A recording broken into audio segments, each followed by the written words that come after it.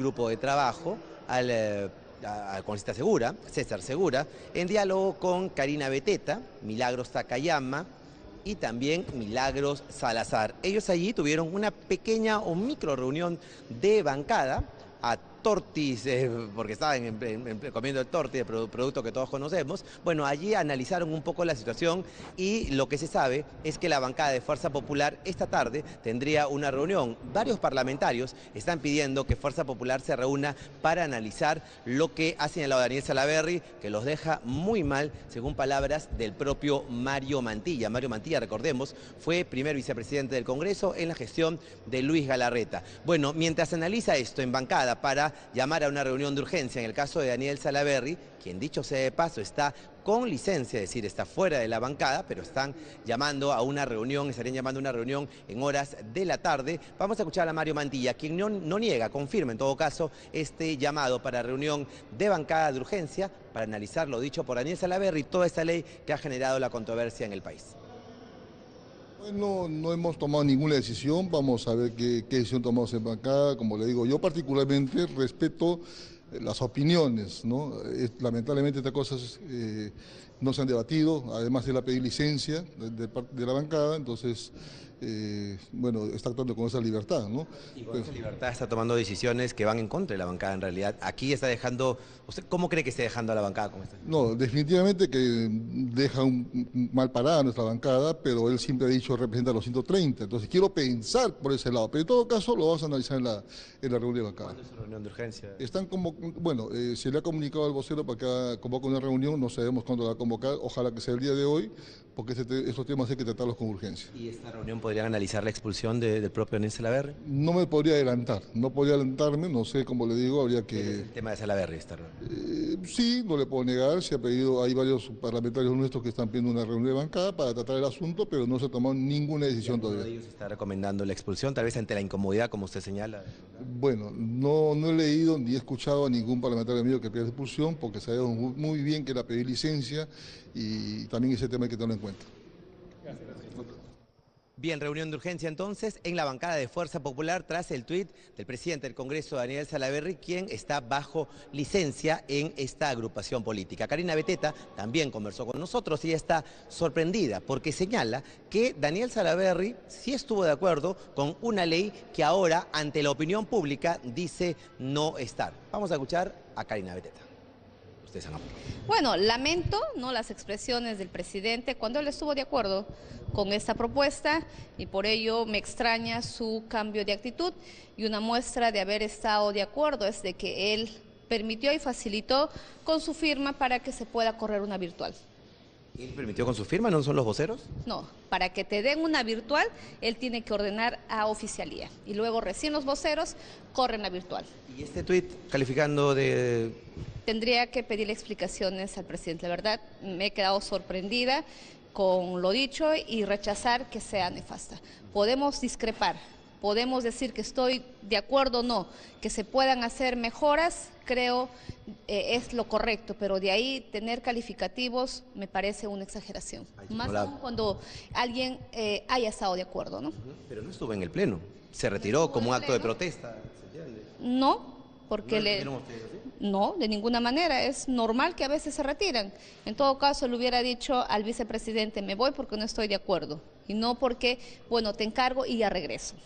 Bueno, y no va a firmar la norma, ha dicho. Bueno, tendrá que seguir el procedimiento que dice el reglamento, ¿no? No sé si lo envía o tendrá que seguramente continuar con los trámites que corresponden, pero yo creo que nadie puede impedir el cumplimiento de la voluntad de la mayoría. ¿Eso es lo que quiere hacer Salaverry?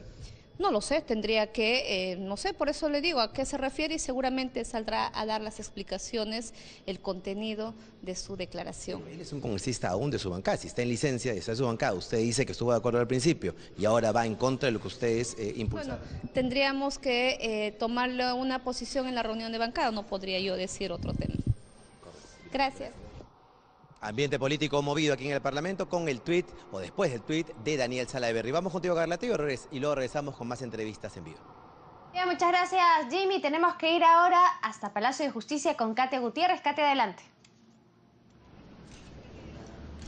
¿Cómo estás, Carla? Muy buenas tardes. Tal como lo mencionas, estamos en la sede del Palacio de Justicia. ¿Por qué? Porque ayer ha habido la elección del nuevo presidente del Poder Judicial, quien va a asumir desde el 2 de enero. Y él nos ha dado una entrevista exclusiva para Canal N, justamente entre las primeras que está dando además a los medios de comunicación. José Luis Lecaros, quien desde el 2 de enero va a asumir la presidencia del Poder Judicial. Magistrado, muy buenas tardes, bienvenido a Canal N. ¿Cuáles van a ser las primeras acciones desde el Poder Judicial en su gestión?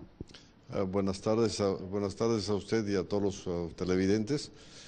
Yo creo que el año que viene, que me ha tocado el reto de dirigir el Poder Judicial, vamos a tratar de hacer las cosas bien, hacer que el Poder Judicial mejore, y entre las primeras acciones que deben tomarse es el reforzamiento urgente de la Oficina de Control de la Magistratura.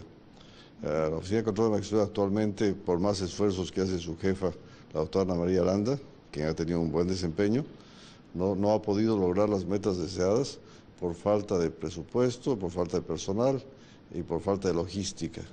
Creo que el Poder Judicial puede sacrificar algo de presupuesto que destinado a otras actividades, ¿no? Y reforzar esta Oficina de Control de la Magistratura, porque la ciudadanía quiere pues una administración de justicia que sea impecable y que no esté desterrada la corrupción. Justamente, ¿cómo desterrar la corrupción? ¿Cómo se va a trabajar en ese aspecto? Como lo he dicho antes en algunos otros medios, creo que el reforzamiento de la OJMA va a servir como un medio disuasivo para que los jueces eviten actos de corrupción, pero además se va a exigir en todas las instancias que se publiquen en la web todas las resoluciones y sentencias que se emitan en el mismo día en que estas sean expedidas.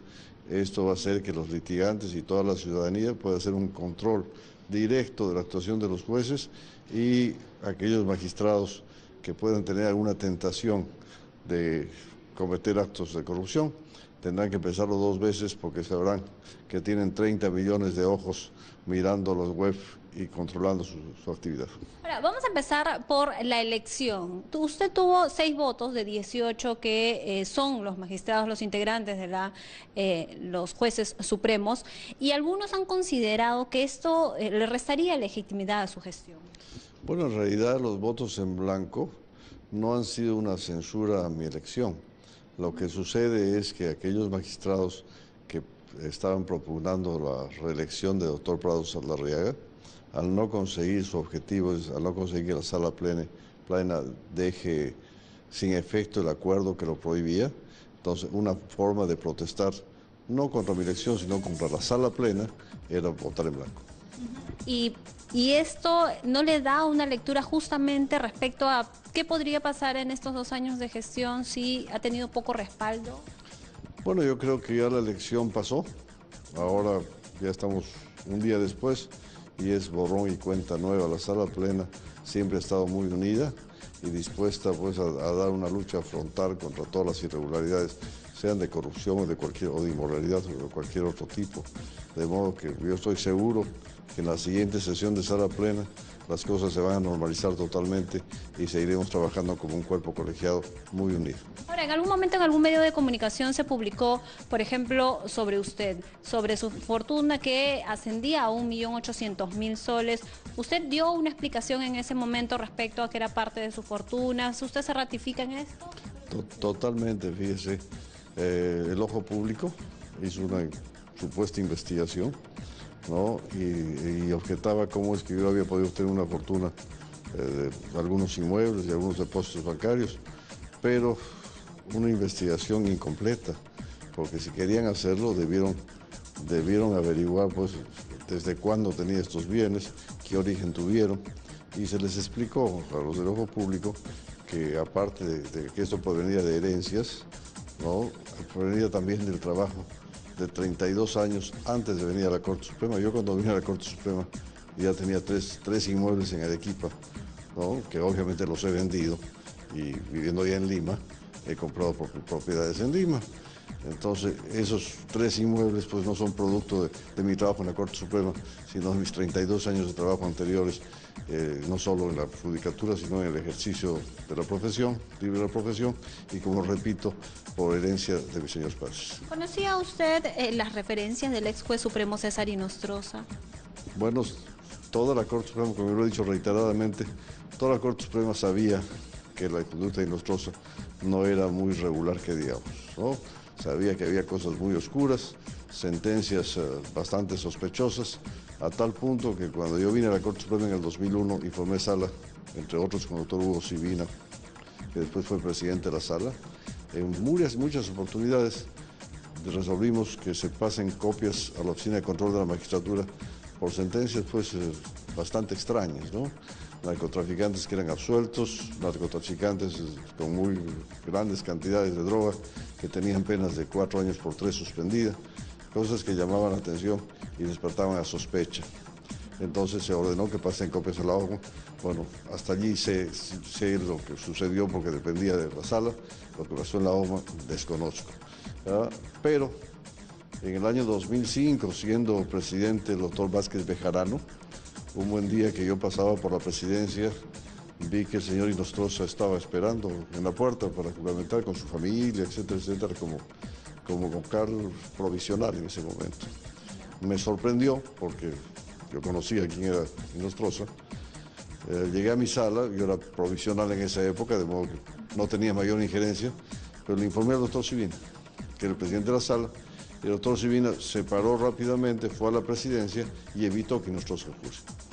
Entonces, eso demuestra que desde el año 2005 se sabía quién era Inostroza.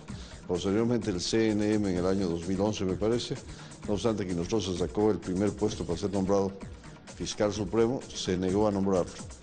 Inostroza recurrió al Tribunal Constitucional, el tribunal ordenó que se le nombre y el CNM votó hasta 7 veces para nombrarlo y nunca alcanzó la mayoría que requería.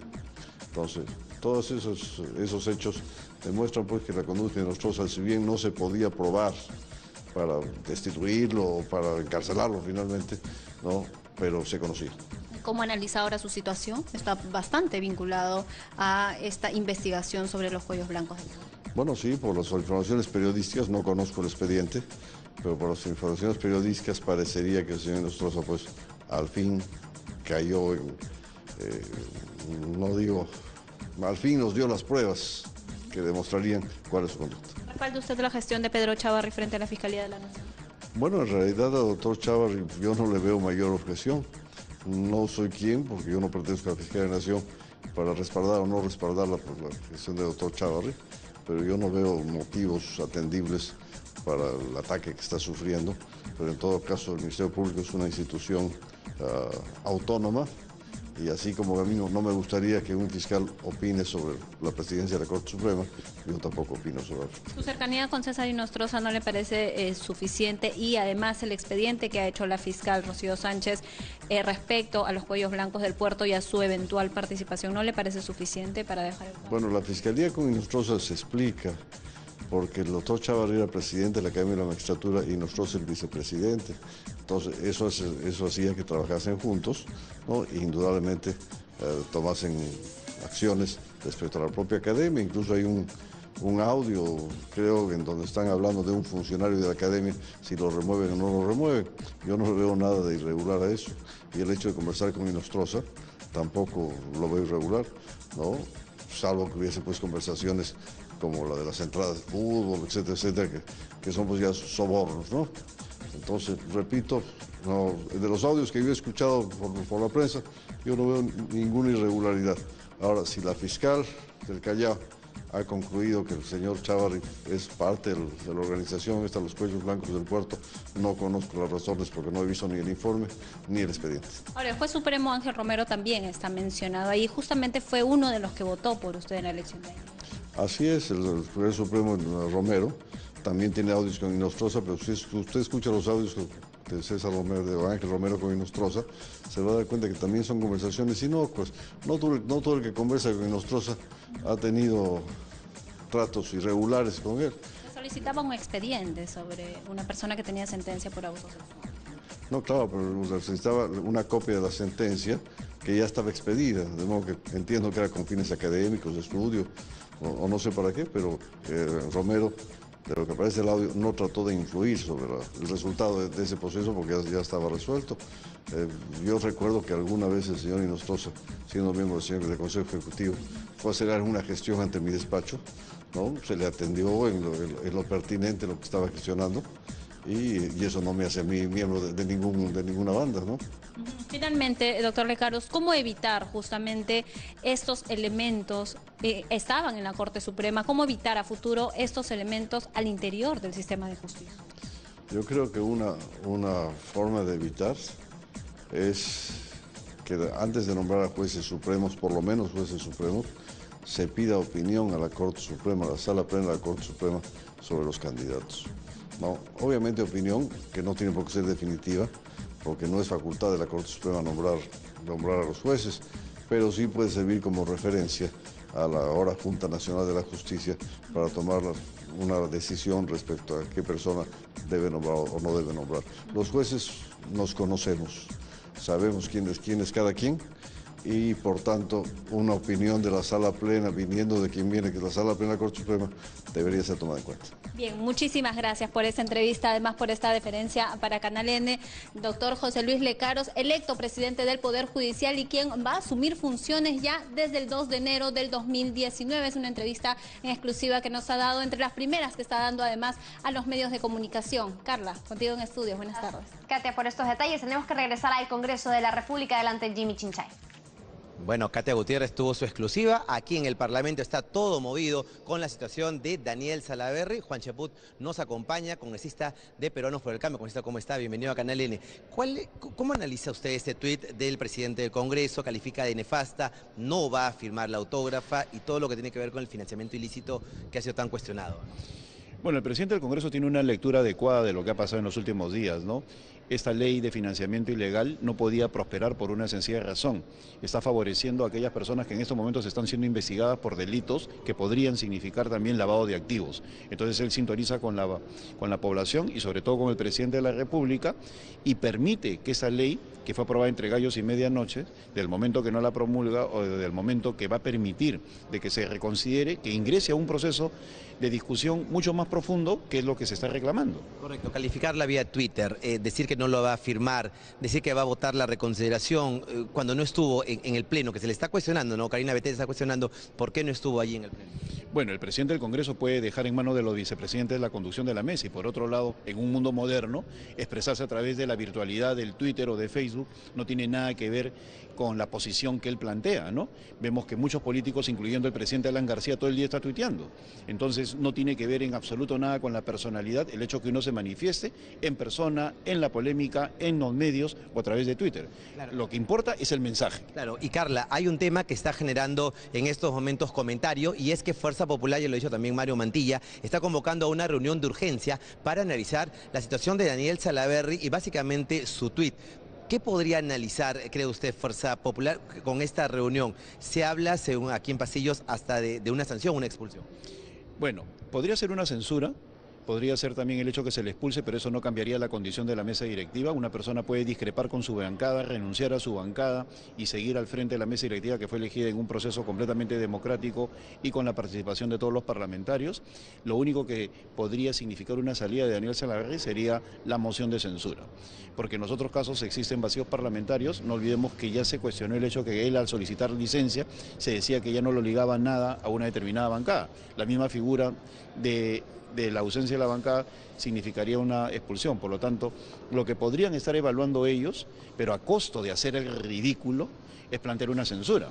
Pues yo no creo que tengan los votos. En estos momentos hay muchos parlamentarios que estamos de acuerdo con la posición de Daniel Salaverry, en el sentido de que esta ley no puede prosperar. Mira, la principal propaganda para la no reelección ha sido la barbaridad que ha cometido el Congreso de impulsar esta ley de financiamiento ilegal que beneficia a aquellos implicados en delitos de corrupción. Y por lo tanto lo que está haciendo el presidente del Congreso es salir al frente de esa minoría, porque ya no son mayoría, audaz, que lo que pretende es imponer con la fuerza de sus votos una cuestión que va en contra de lo que quiere el país. Bueno, ustedes, las otras bancadas están de acuerdo con este tuit, pero en Fuerza Popular no, y están muy molestos, y por ello lo que podría decidir en esta reunión que están convocando de urgencia. Bueno, podrían decidir plantear una censura, pero como te digo, corren el riesgo de hacer un gran ridículo. Pues en el mismo Fuerza Popular hay gente que apoya a Daniel Salaverry y esta posición. En el mismo Fuerza Popular hay gente que ya está harta que les digan cómo votar. En el mismo Fuerza Popular hay una serie de fracciones. Y por otro lado somos varios en el Parlamento que estamos de acuerdo con la posición del parlamentario Daniel Salaverry.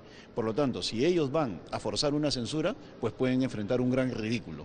Bien, muchas gracias. Gracias. Muchas gracias, Juan Cheput, analizando lo ocurrido y el tuit enviado por Daniel Salaverry, que, repetimos, ha convocado a toda una reunión de urgencia en la bancada de Fuerza Popular. Esto con miras a lo que mañana será un pleno importante que tiene que ver con Moisés Mamani. La legislatura congresista no ha quedado descartada que pueda ser ampliada. De ser ampliada, podrían adoptarse otras medidas respecto a... Así es. Lo que pensamos que mañana iba a ser un tema único, el del señor Mamani, puede ampliarse para discutir temas como la reconsideración planteada por Nuevo Perú en relación a esta ley y otros temas que surjan por ahí. Muchas gracias. Gracias. Bien, muchas gracias, Carla, te llevamos contigo. Muchas gracias a Jimmy Chinchay por esta información desde el Congreso. Vamos a hablar acerca del referéndum que, bueno, ya el domingo tenemos que ir a votar. En Lima solamente el referéndum, en provincias hay segunda vuelta y además el referéndum. Pero vamos a hablar sobre este tema con Percy Medina, jefe de misión de IDEA Internacional Perú. Gracias por estar aquí en Primero a las 12. Muy buenas tardes. Hay muchas personas que todavía no tienen